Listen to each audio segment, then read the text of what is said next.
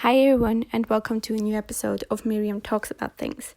Now, in today's episode, I would like to talk to you about my Contemporaryathon Wrap-Up. What I would like to do is talk you through the books I've read, then tell you what challenges they met, and then, if you allow me, get a bit sappy at the end. But yes, again, this is the wrap-up for Contemporaryathon, which at first I didn't think I could participate when I saw the announcements, because it was my second week of uni. I'm a pretty slow reader, and I thought, you're just going to support everyone else, which was fine by me. I was a little bit sad, but again, I could support everyone else's reading, which is something that is truly important as well. So yeah, then at the beginning of the readathon on Monday, I looked at my reading plans for the week and realized that all the books I planned to read were matching all the challenges, which just felt so great, and I knew, wow, I can participate. This is actually the first readathon that I wasn't hosting, that I could participate in the book community. If you didn't know, when I first got my blog, I was hosting a readathon that was called Topicathon, which you picked a theme or a topic and you read for, I think it was a week as well, all the books you could read based on that topic you chose. So it was always different topics for all the different readers. But this is my first time participating in a readathon someone else has hosted.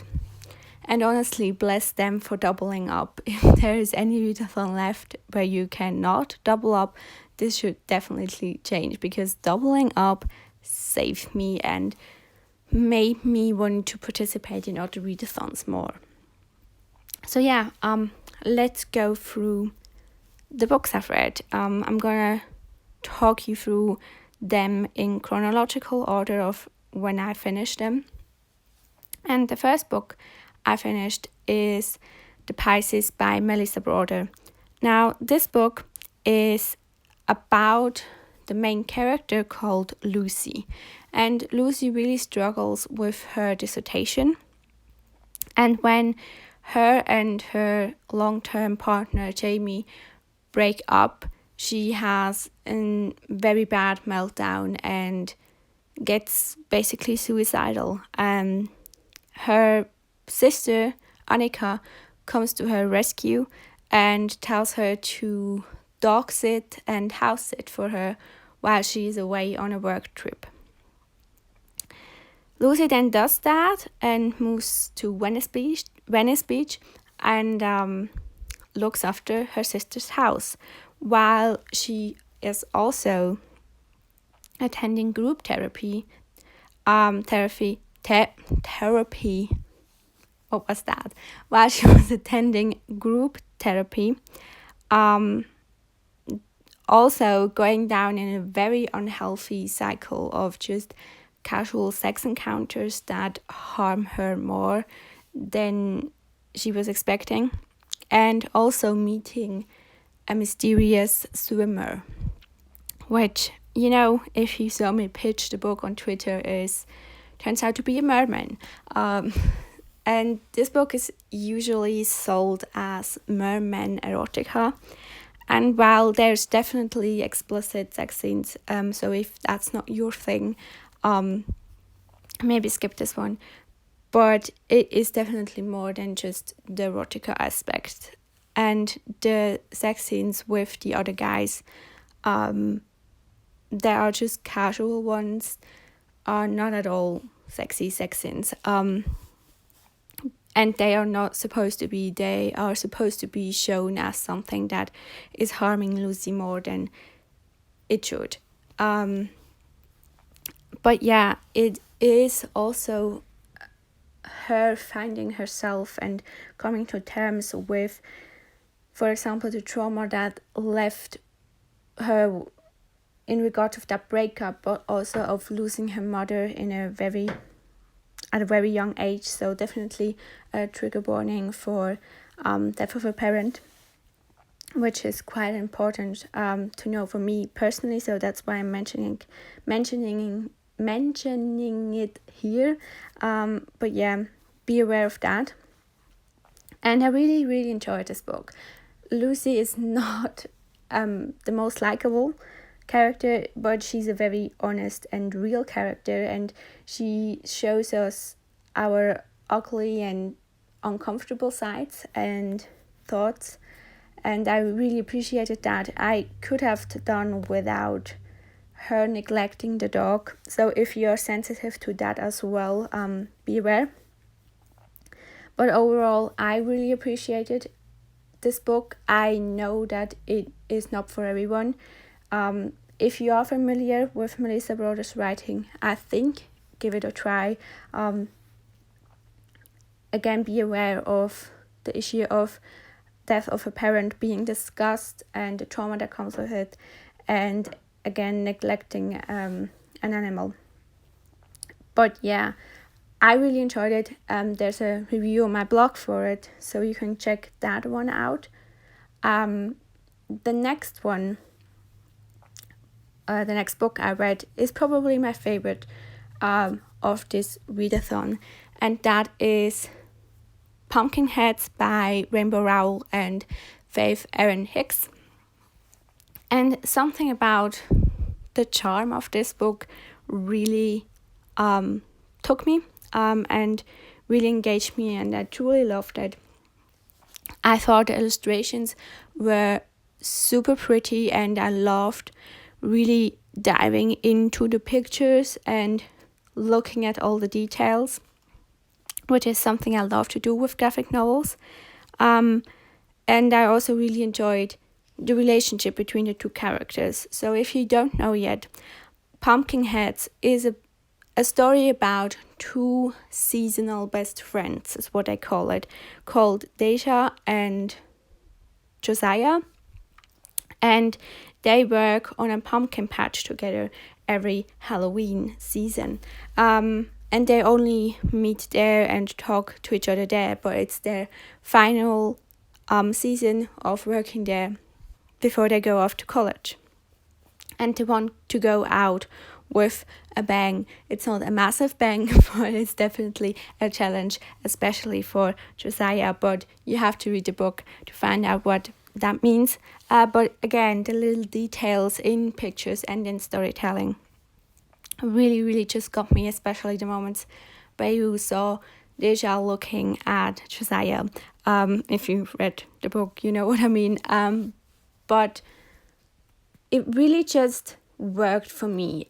Especially I really connected to Deja's personality, and I loved that we got to see a character who dates both men and women, and this is discussed so naturally in the story that I really, really loved it. And yeah, it's probably my favorite read of the week. Then I've read my third and last official read, and that is the second volume of the comic manga Satoko Nada, volume 2 again, by Yupechika. I hope I remotely pronounced it right. There's the name in the description box. I apologize if I didn't pronounce it correctly.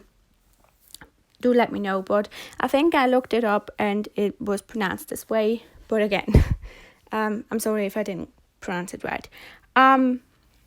This is the story about two roommates. They are both exchange students in America. One is Satoko. She is Japanese and is rooming with Nada, who is a young Muslim woman from Saudi Arabia. And it is sort of learning about each other's cultures, but also learning together about American culture. And it is also therefore very informative for the reader. You as a reader learn alongside them about each other and about their respective cultures, but also about American culture. bear in mind that this is originally in Japanese. So, that's why you learn about America, because America is not always the default setting or knowing background or whatever. And I, as someone who lives in Switzerland, it was very interesting, especially with those small little tips for exchange students. I really appreciated that. And I also found it very, very sweet that there was a travel log by the author who went or had the opportunity to go to Saudi Arabia. And I thought that was a very nice touch. I loved the balance between humor and more serious topics. So again, I really enjoyed this volume. I already really loved volume 1, and I highly recommend the series and cannot wait for volume 3. Now let's go through the challenges, and let me tell you what books I read for which challenge. Now the first challenge, I'm so sorry, is read a 2019 release. Now those could be both Satoko Nada Volume 2 or Pumpkinheads. I decided to go with Pumpkinheads. Yes. For that challenge. Then the next challenge is read a contemporary with yellow on the cover, and that for me is The Pisces by Broder. By the way, I know there's a merman in it, but first of all, you could argue if the merman even was real. There are hints that suggest that, but even with the merman, I think it's more of contemporary with a twist. So I think it counts. The third challenge is read a diverse contemporary. I counted Satoko and Nada, volume 2 for that. Then read a contemporary with an illustrated cover. I picked Pumpkinheads for that. Again, you see, doubling up truly saved me. Then read a dark, hard-hitting contemporary. I read The Pisces by Broder for that. Big warnings for, again, as I mentioned, suicidal thoughts and depression. So keep that in mind. Very hard-hitting and dark topics. Then read a contemporary with plants on the cover. I picked Pumpkinheads because there are like the leaves of the pumpkin on there. So yes, there's that. And then read a contemporary that is beloved by another member of the book community. And for that, I chose Satoko Nada, volume 2, because I was made aware of it because Whitney, who read Whitney novels, enjoyed both volumes. I think she enjoyed volume 1 and more, so it's technically a bit of cheating here on my part. But again, I was made aware of that series because Whitney and Whitney novels loved it so much. And yeah, that's my explanation for that. So those are the challenges and the books I read for those challenges. And now let's get into the sappy part. As I said, this is my first time participating in a readathon that was not hosted by myself, where I had to participate.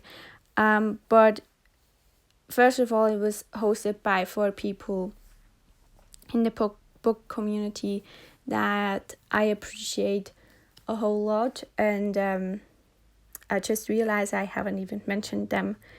But again, it's Julia over at Pages and Pens, Natasha over My Reading is Odd, Chelsea over Chelsea Darling Reads, and Melanie from Mel to Danny.